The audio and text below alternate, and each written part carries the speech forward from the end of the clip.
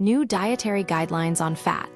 A critical look at the science, the recently released U.S. dietary guidelines for Americans have sparked debate among nutrition experts, particularly regarding their shift in perspective on dietary fats. While the guidelines now list saturated fats like butter and beef tallow alongside olive oil as healthy fats, leading scientists argue this change contradicts decades of established research linking saturated fat intake to increased cardiovascular risk. The reversal of long-held advice for years, nutritional guidance favored unsaturated fats from plant sources over animal fats. The new guidelines, however, appear to prioritize animal-derived fats, a move that some experts attribute to industry influence rather than scientific consensus. The 2025 Dietary Guidelines Advisory Committee, in its December 2024 report, did not emphasize meat and dairy, yet the final agency documents highlighted these foods. This discrepancy raises concerns about the objectivity of the process. Why saturated fats remain problematic? Epidemiological studies consistently demonstrate that replacing saturated fats with polyunsaturated fats leads to significant health benefits.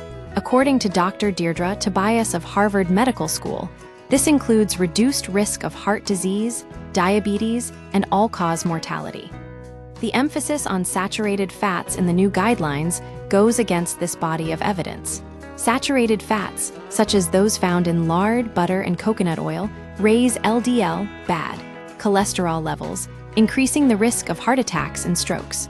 While some studies suggest minimal impact for low-risk individuals, those with pre-existing cardiovascular issues see substantial benefits from reducing saturated fat intake and replacing it with polyunsaturated alternatives. The calorie factor and nutrient density beyond direct health risks, the shift towards higher fat consumption raises concerns about calorie intake. Fats contain 9 calories per gram, compared to 4 in proteins and carbohydrates. This means increased fat intake can easily lead to overconsumption, if not carefully balanced with other nutrients. Previous dietary advice prioritized low-fat dairy and plant-based options to maximize nutrient density while controlling calories. The new guidelines may inadvertently encourage higher calorie intake with fewer essential nutrients if individuals reduce fiber-rich foods in favor of full-fat options.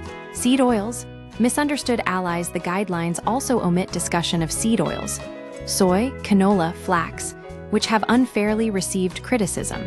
These oils are rich in polyunsaturated fats, including essential omega-3 and omega-6 fatty acids.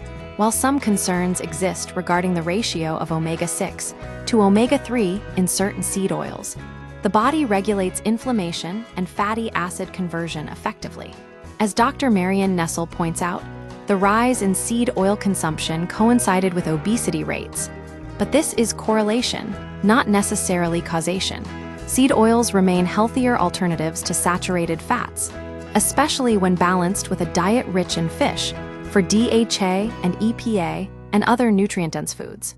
The bottom line, the new dietary guidelines' emphasis on saturated fats appears to be a departure from established scientific consensus.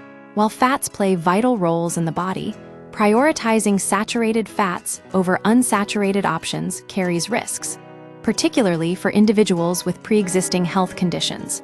Consumers should remain mindful of calorie intake, nutrient density, and the well-documented benefits of unsaturated fats when making dietary choices.